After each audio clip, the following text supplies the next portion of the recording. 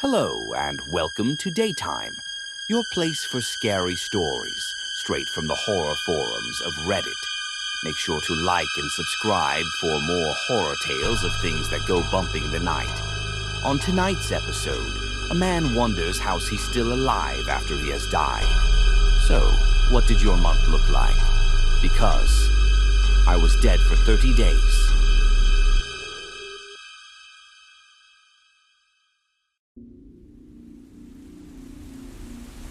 It was an 8-hour drive back home. I'd been visiting my dad for his birthday, but I had to get home. I hadn't been able to get time off work the next day, so it was going to be hell and a half if I didn't get there by morning. The weather wasn't on my side either. What had started as a mild wind had escalated into an incessant howling, rocking my car with gusts of wind that nearly knocked me off course. I could barely hear the radio of the raindrops knocking on my sunroof. I was 6 hours in when I came across a fallen tree. Another car had stopped ahead and called it in, but I didn't have time to stick around. I took a detour onto a smaller road.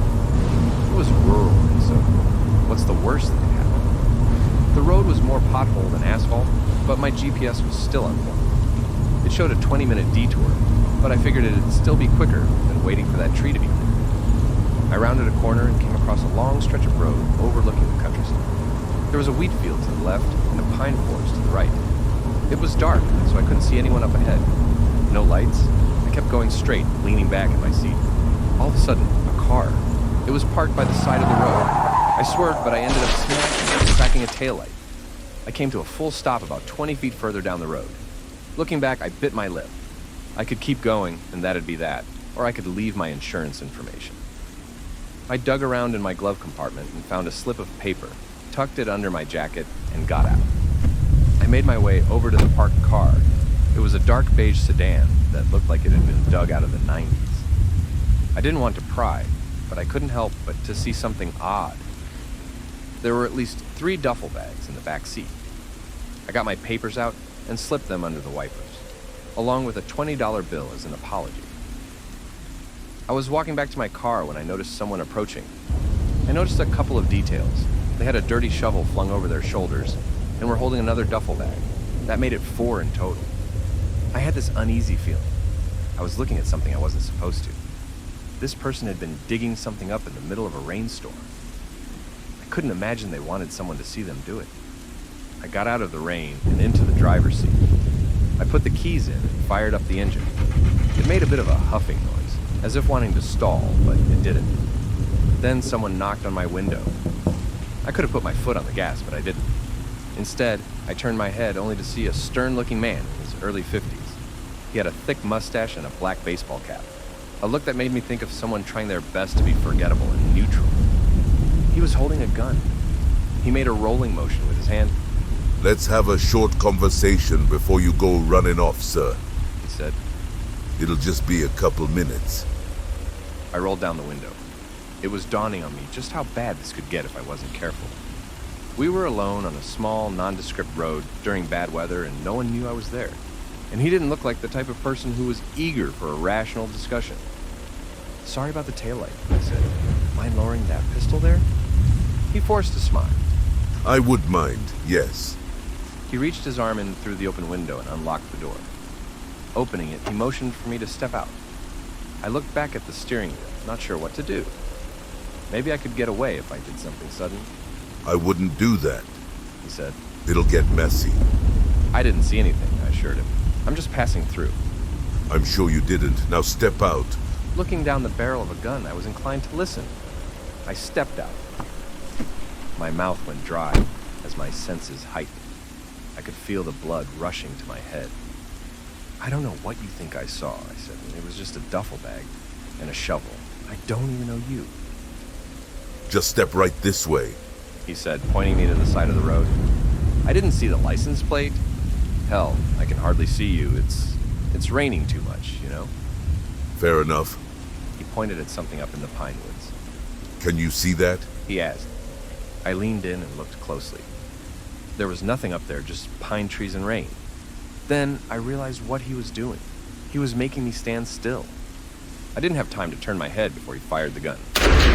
Now, a lot of stories would have ended here. That would make sense. even though I barely knew the guy or what he'd done, he wasn't taking any chances.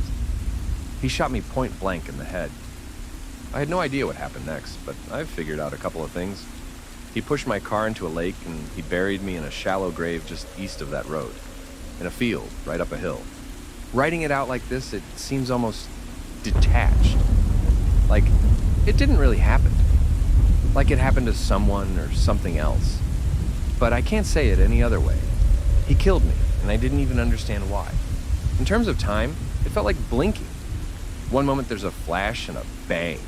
The next, I'm inhaling dirt. I almost choked then and there. A first sour breath, bitter with the salt of the earth.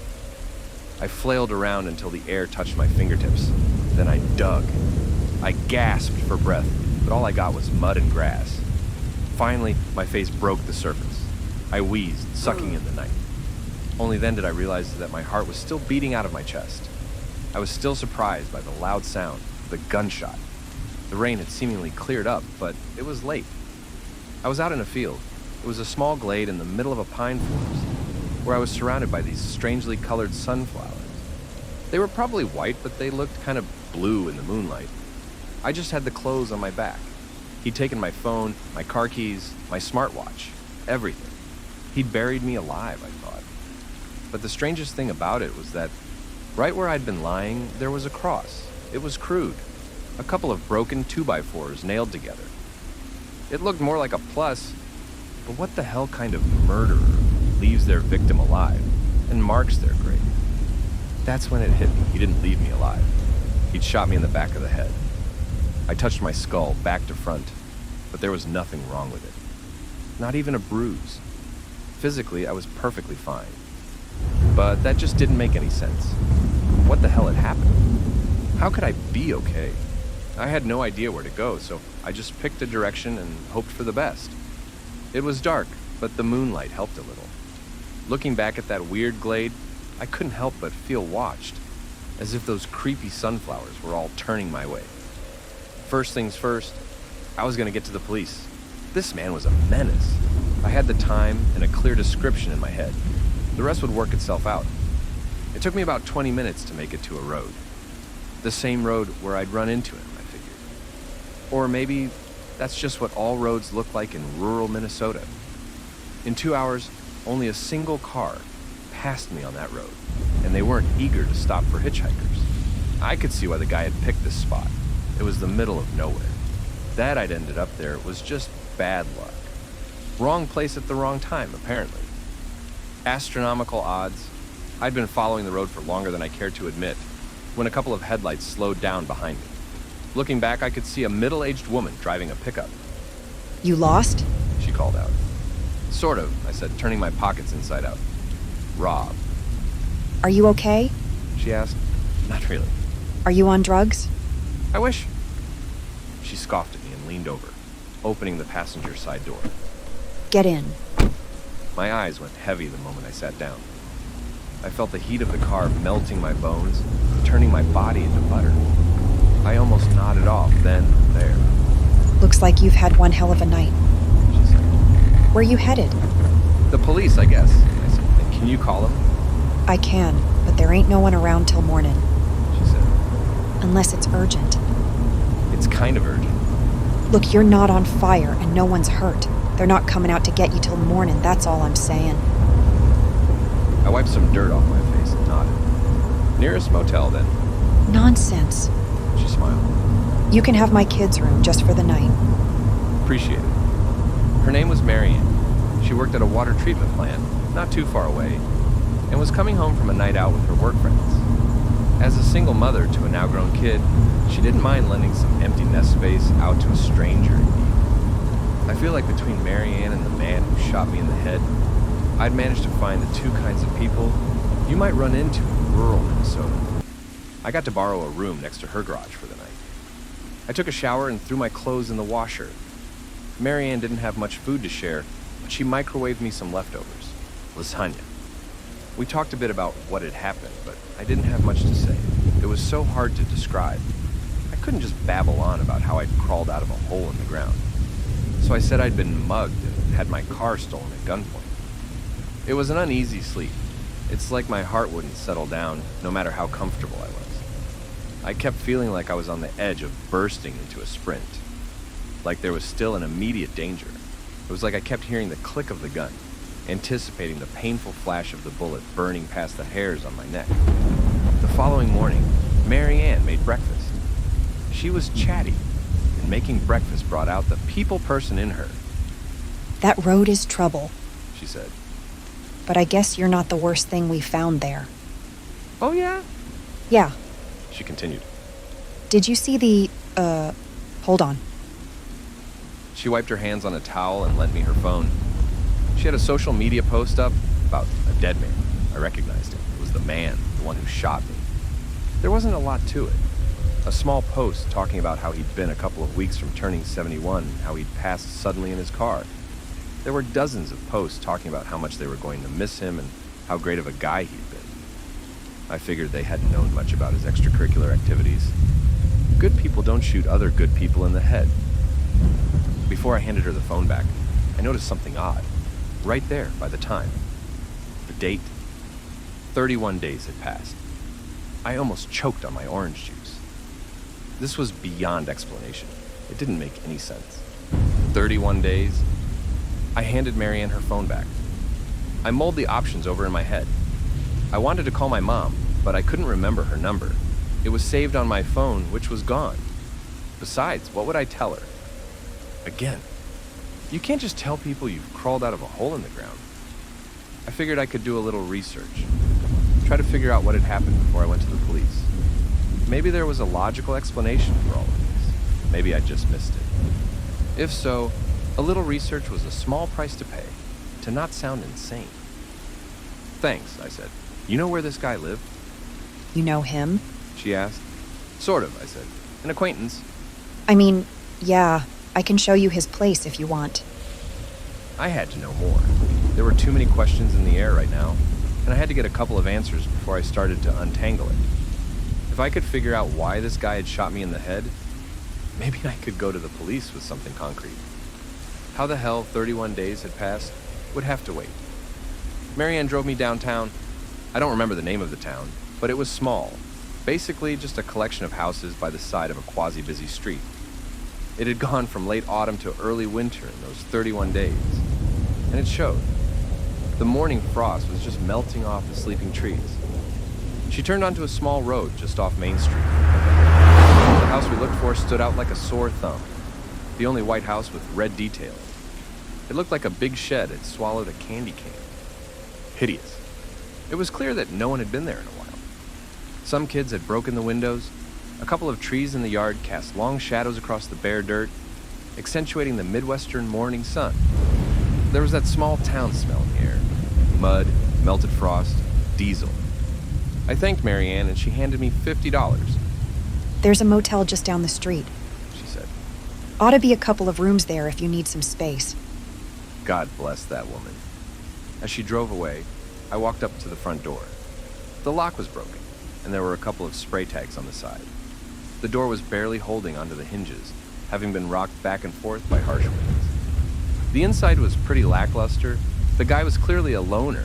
No pictures on the walls, no pets, barely any decorations. A couple of polite postcards from acquaintances piled up in the hallway. Empty plates on the kitchen table. Checking the fridge, there was half a six-pack and a jar of pickles. That's it. It was empty. If this guy was turning 71, there were no signs of a long life. In fact, there were no signs of anything. You could tell there'd been people going through the place. Furniture had been moved and broken. There were scratch marks on the floor from where someone had tried to break the floorboards. There was also some cigarette smoke. Maybe the guy was a chain smoker, but the place didn't smell like it. I wandered around, not really knowing what to look for. I had this feeling that knowing why he'd tried to kill me might shed some light on things, but it really didn't. It's like the post said, he'd just tipped over and died. It was hard to accept that maybe, just maybe, I'd just been in the wrong place at the wrong time. Maybe I'd never know for sure.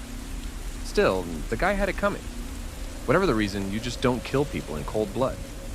Leaving that house behind, the question remained, why me? What did I do?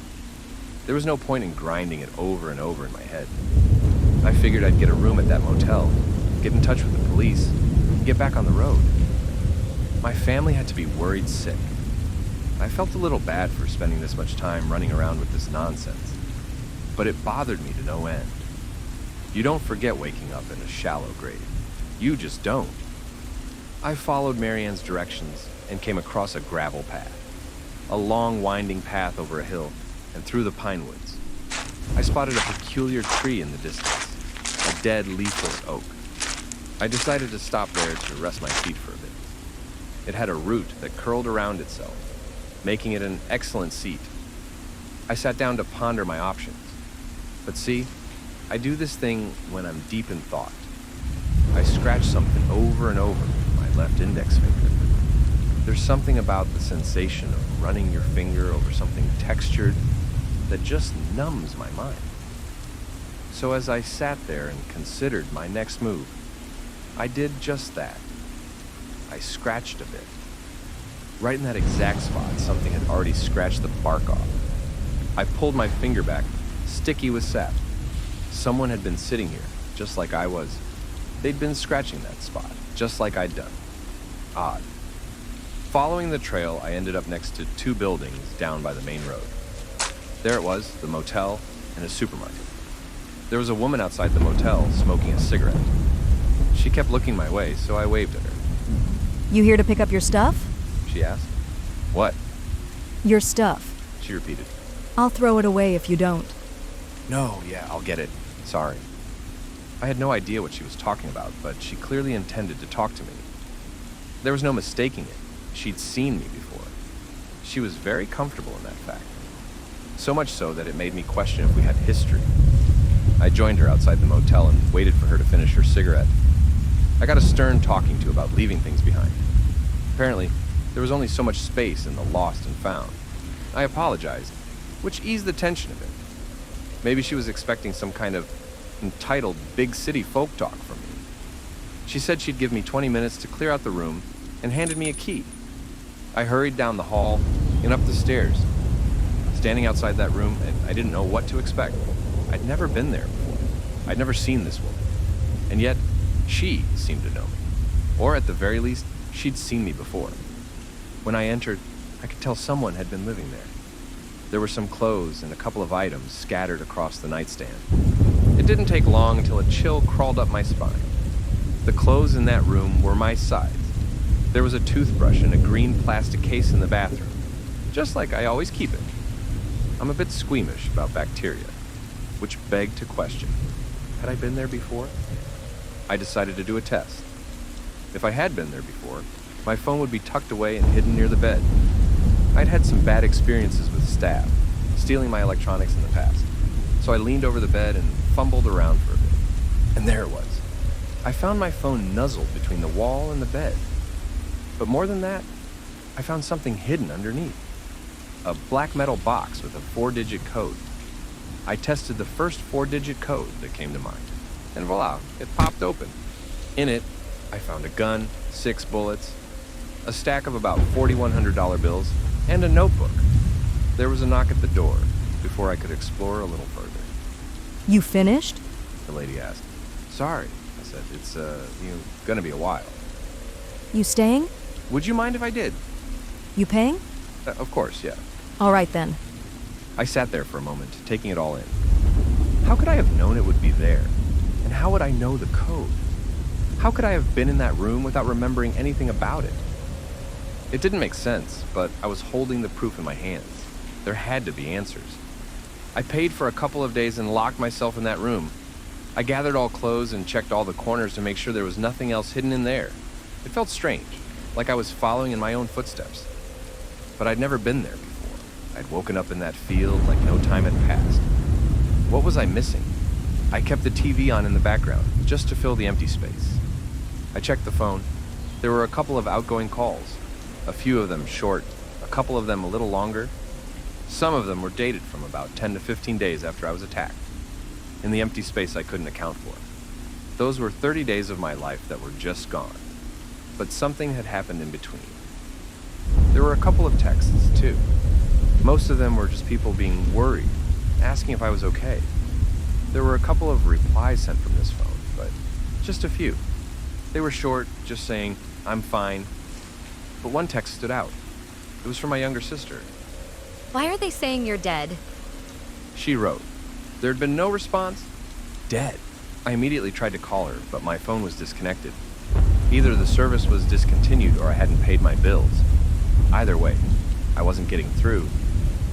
I decided to check the notebook. The pages were dated starting at about 21 to 22 days after my supposed death.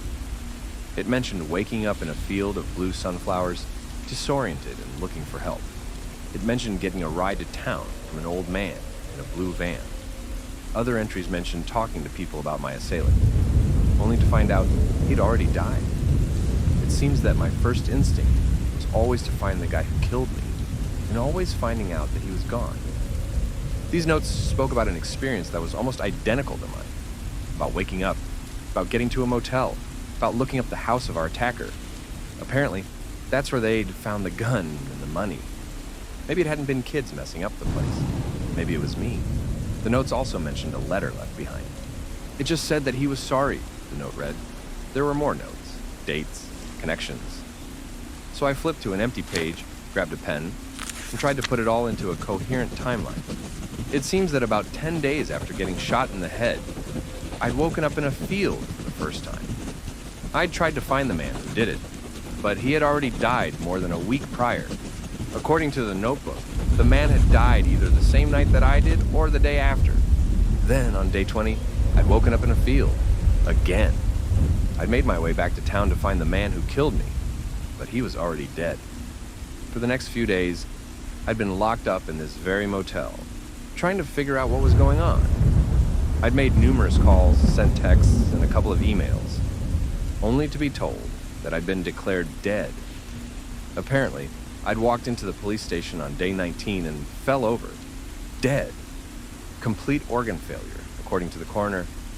The notes warned me about contacting friends and family, telling me I'd just cause harm and confusion. For all they knew, I was gone. Talking to them would open a lot of questions that I couldn't answer. But I wasn't dead. I was right there reading that notebook. From all I could gather, there seemed to be a pattern. Every 10 days, I would wake up in that field as if nothing had happened. I would believe I'd just gotten killed by that man, and I'd seek to either get help or revenge. But he was already dead. The world had moved on. But the notes didn't speak of me having seen any other versions of myself.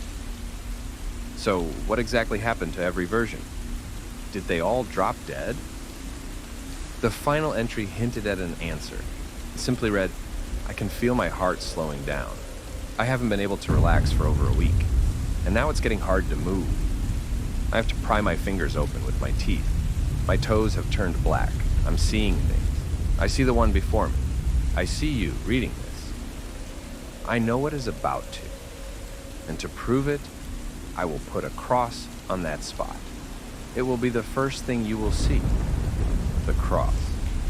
The old man hadn't been the one to put that up. I had. This was the working theory. Every 10 days, I would wake up in that field, and every 9 or 10 days after that, I'd die, only for a new me to wake up, repeating the cycle. I couldn't wrap my head around it. I turned everything in that notebook in and out, looking for answers. There were a couple of notes about checking the library, talking to people about local legends, mentions of those strange sunflowers, but there were no answers. It was all dead ends and vague nonsense. I didn't know what to do. The first version of me had fumbled around, confused and scared, and died. The second version had tried to figure things out, but was still gone. What the hell could I do that those two didn't? And did this mean I was going to die in about a week? Every idea that I had was in that notebook. It was already there, and it had failed. I'd checked the soil in that glade. I'd talked to the locals. I'd researched similar myths and legends. I'd tried burying myself in that soil again, as if I could go back somehow. But no, I'd been killed and buried among those flowers, and they refused to stop bringing me back. And it did so about every 10 days. I wasted that entire day trying to piece it all together. I fell asleep somewhere around 9 in the evening, still holding that notebook. I kept falling in and out of sleep, having these uneasy thoughts. I kept imagining that first breath as I breached the surface, digging myself out of a shallow grave, the confusion, the ringing in my ears from that gunshot. But there were other things in the dark of my dreams. The sound of my feet rushing into that house, desperately digging through a home, only to find a gun and a letter, scaring off a few kids, making them drop their spray cans as they fled. Then, there was the sound of people crying and screaming in my ear. Questions I can't answer. Desperation on all ends, building into this tight knot in my chest that no comforting word could untangle. Then, a lake. Aching joints. A final swim as my bones fossilized and decayed. I was at peace knowing I was about to go, and I chose to do it in a way where no one would be bothered. And now me, here, alone in a motel, trying not to hear the ticking clock, trying not to think of what happens when my 10 days were up. The next day I sprang into action. I washed the cold sweat off my brow and decided to answer what questions remained in that notebook. I would do anything. There had to be a solution. Things always work out, one way or another. Checking recently used apps, I found out that my previous iteration, the second copy, had used a map. They'd searched for nearby lakes.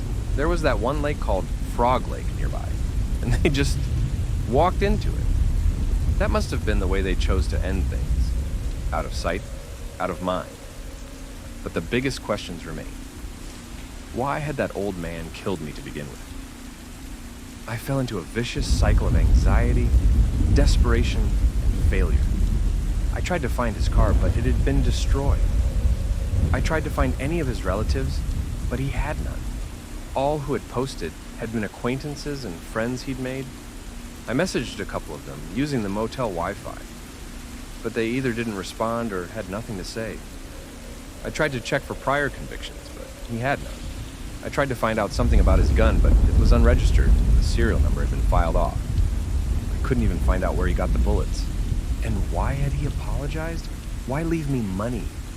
The only thing I could think of were those duffel bags of his. And his digging. There had to be a reason. The nights were getting worse. I was seeing little glimpses of things that had been. Crying in the motel room, rushing into the police station, tearing out notes from the notebook, and clawing at my face until it bled. Frustration, hopelessness, and desperation. And with every glimpse, every dream, I started to realize how futile this was.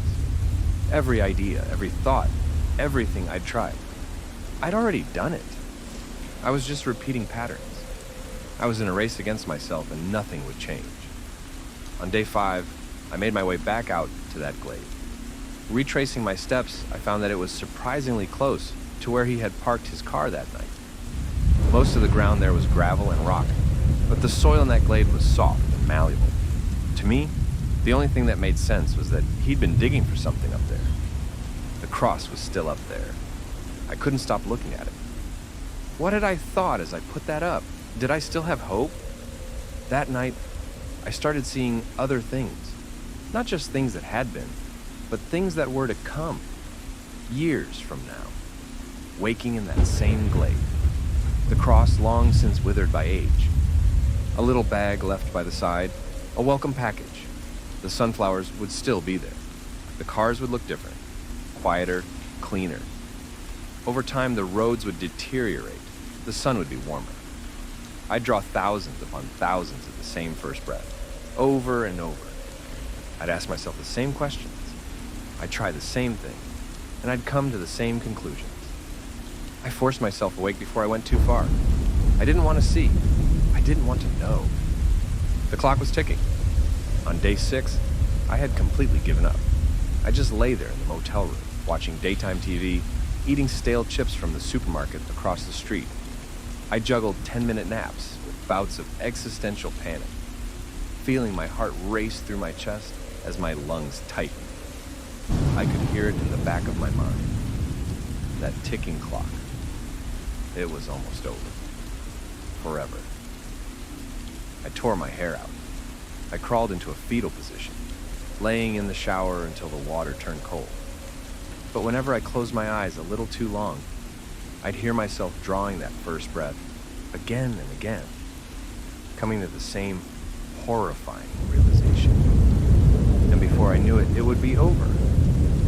And it would be over and over and over.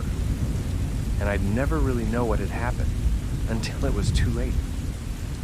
By the night of day 6, I might as well have been dead. I just lay there, naked on the floor, dissociating. I don't want to talk about day 7. It got worse, and I did a lot of things I wasn't proud of.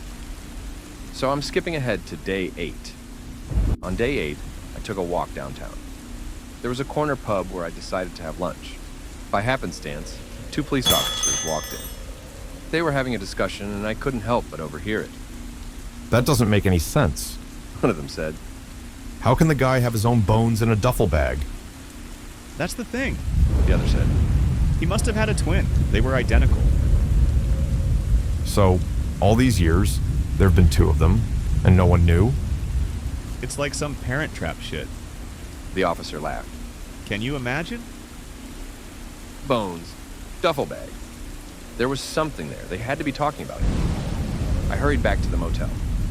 My killer had been digging the night he killed me. He'd left his gun and bullets in a box, telling me he was sorry, along with some money. They'd found bones in his duffel bags that were identical to his own. But what if they weren't an identical twin? What if they were a copy of him? Or maybe he was the copy. I bought a shovel of my own and made my way back out to that glade that same day. Checking the soil where I'd been buried, I dug. And I dug deep. Maybe there was a reason I'd been buried in a shallow grave. Maybe there was something else further down. I dug until my muscles ached and my lungs burned. I dug all afternoon in different places, and finally, I found something. About 5 foot deep, there was a body bag. It was covered in chemicals, but the smell was unmistakable. There was a corpse in there. I knew what I'd see before I even opened it. The zipper struggled, but it rolled open, challenging every sensation in my body. It's a strange feeling to hold your own face, to see your own closed eyes, to stroke your own hair in comfort, the little quirks and scars that only you know of, except for that one thing, a bullet hole. I collapsed to my knees. I'd figured it out. From a stray thought mentioned by a passerby, I figured it out. There was a reason that man had such a bare-bones home, why he looked 50, although he was 70. He'd gone through this. He'd been in the cycle before me. Killing me and having me take his place in the ground must have broken the cycle. There was an end to it. That's why he apologized.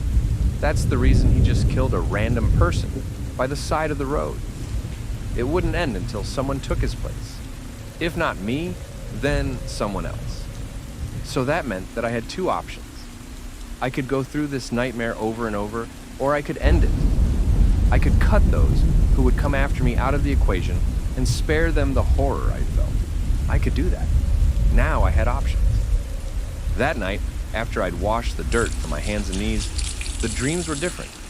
I felt myself drawing another first breath, only to wake up under a starless sky, where the sun had gone dim, and the moon hung closer than ever.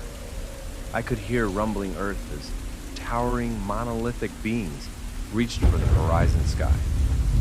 I'd see vaguely humanoid shapes roam a desert wasteland, stretching towards the heavens, crying for death, crying for an end to the cycle, like me.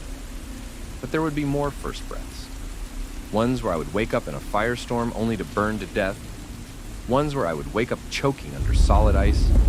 Ones where I would be pulled up by inhumane scavengers, only to be torn apart and eaten, farmed and cultivated, like wheat. And the cycle would continue, turning life into a grotesque, broken mirror image of what I'd been told it would be. Lies and hopes made manifest by church, state, and peers. This was real life, uncompromising, uncaring, raw. And then there'd be no air. Then there'd be no soil. There'd be black. An impossible cold would snap across my crystallizing skin. My eyes would be open, but there would be nothing to see. No sound to hear but the popping of my eardrums. I'd fail to draw that first breath of air once every 10 days. Again, and again, and again. I woke up screaming on the 9th day. I had no choice. I had to break the cycle. Someone had to take my place in that void. I could see why he'd done it, and I would do so myself without hesitation. I grabbed the gun, the bullets, the shovel, and made my way to the glade. While the old man had just been bones, I had a whole body to take care of. It didn't matter. I could leave it out in the open, and it would make no difference. By the time it mattered, I'd be gone, and the cycle would be broken. So I waited by the side of the road, like he'd done. My body had been dug up and was ready to be moved. I didn't want to do it in the daylight, though, but time was running out. I didn't even care that I was going away. I just had to avoid that thing that were to come. The infinite awakenings that followed. A lot of cars passed me by. Some honked at me, others went out of their way to splash me with water collected in the many potholes. It wasn't until dinner time that a car slowed down to help. A good Samaritan, a pickup truck, Mary Ann. No, I muttered under my breath. Just keep going, not you. But it was getting late. Could I risk waiting for someone else? She rolled down the window on the passenger side, smiling at me. Her radio clicked off. You back here? She laughed. What kind of trouble you looking for? I'm fine, I said. You can keep going. Fine? She scoffed. You're right back where you started. Don't tell me you got robbed again. Not this time, no. So why you here? I had my hand on my gun. There was no one else around. She was leaning forward, and I had a clear shot to her head. I'd just raise my hand, click, and that would be it. It was simple. Would I risk missing this chance, just for her to get some more time? In the grand scheme of things, what would it matter? And what if the next copy of me came to the same conclusion? What would stop them from pulling the trigger? It was either me now or me later. And if not her, then someone else. Did it matter who? I wouldn't be around to care. I could barely keep it together. My hand trembled. She leaned over, looking out the passenger side window. Her brow furrowed a little. I could tell she was concerned. Look, She said. I won't pretend to know your business, but I can see you're not doing well. You must have come across something real bad, friend. I get it. But you know what I do when I feel bad? She patted the passenger side of her pickup. I do something nice. It does all the difference in the world. If you can't help yourself, then maybe you can help someone else. Does the heart good, you know? A thought crossed my mind. I hadn't figured this puzzle out if it hadn't been for me just sticking around. It wasn't being smart or strong or suave. It was a stray bit of luck presented by two cops having a conversation. So maybe it didn't matter if I couldn't see a solution here and now. There could be a solution elsewhere at another time that I just hadn't seen yet. And maybe I wouldn't see it, but maybe the next me would. Also, by knowing what was to come, who was to say I couldn't stop it? This outcome couldn't be completely predetermined, or else I'd have told myself about it in that notebook. I had to believe there could be a better way, that there could be a solution, and a beautiful ending. Not just for me, but for everyone. I took my hand off the gun. I just gotta get something, I said. Can you give me a couple of minutes? Sure. She smiled. Don't keep me waiting. I rushed back up to the glade and nailed a note to the cross.